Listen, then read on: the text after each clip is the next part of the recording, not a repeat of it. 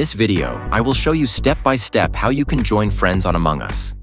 So, the first thing we need to do is head over to our Among Us game. Once you're on the main menu, we need to go to Play. And then, once you click on Play, select Online. After doing this, you will now see a region option in the bottom right corner. If we click on this, you will now see North America, Europe, and Asia. So, the first step to playing with friends on Among Us is to make sure that you have selected the same region as your friend. For example, if your friend is in Europe, you will need to select Europe. If they're in Asia, you can select Asia, and so on and so forth. So, make sure you have selected the same one as your friend.